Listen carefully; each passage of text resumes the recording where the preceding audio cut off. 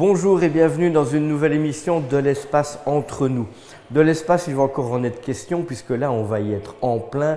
Il y a des terriens qui vivent dans cet espace depuis plus de 20 ans à bord de la Station spatiale internationale qui est gérée par 5 agences spatiales à l'initiative des États-Unis, donc USA, Russie, Canada, Japon et bien sûr nous, les Européens.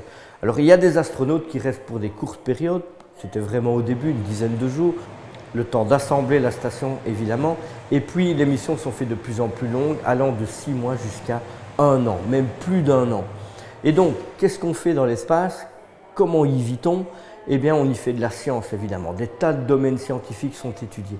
Mais comment vit-on à bord de la station spatiale? Vous imaginez que vous faites 28 000 km/h, vous êtes en état d'apesanteur permanente. Vous faites le tour de la Terre en 1h30, vous faites 16 fois le tour de la Terre par jour. Et donc, il faut évidemment avoir un bon équilibre de vie, sinon, évidemment, on est complètement déstabilisé.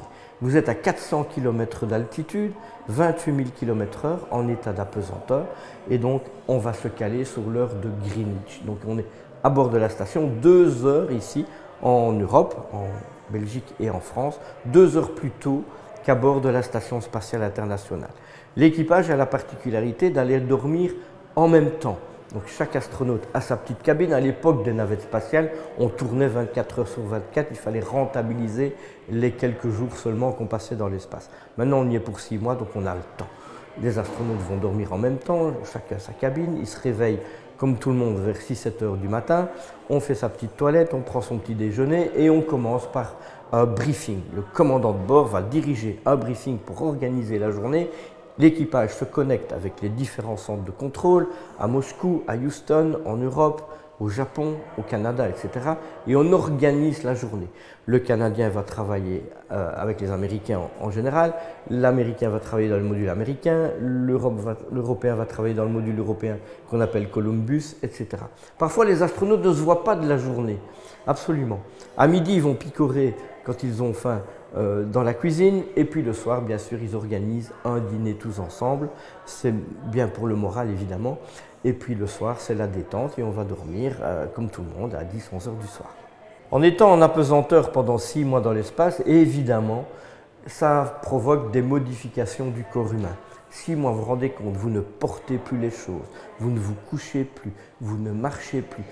Donc vous êtes obligé de faire du sport tous les jours, 2 à 3 heures bien sûr, pour maintenir les muscles en mouvement, pour maintenir le cœur également en activité, parce que vous n'êtes plus soumis à la force de gravité. Le cœur, c'est un muscle, donc il va s'atrophier. Et si vous ne faites pas de sport, évidemment, quand vous allez rentrer sur Terre, le cœur va vraiment trinquer, vous ne savez plus marcher, donc vous devez vous réhabituer plus lentement. Donc vous avez vraiment intérêt à faire beaucoup de sport. Quel est le passe-temps préféré d'un astronaute quand il a un peu de temps libre? Admirer la Terre, bien entendu. Ils ont une grande coupole en dessous de l'ISS, qui a été d'ailleurs fabriquée en Europe, avec 9 hublots. Ils peuvent admirer notre belle planète. Et donc, souvent, les astronautes, avant d'aller dormir, contemplent notre planète Terre. Les Russes, ils ont de la chance, dans leur cabine, ils ont un hublot. Ils peuvent donc s'endormir en contemplant notre planète bleue. Vous voulez en savoir plus sur la passionnante vie dans l'espace? Eh bien, rendez-vous à l'Eurospace Center, vous saurez tout. Merci et à bientôt pour une nouvelle émission de l'espace entre nous.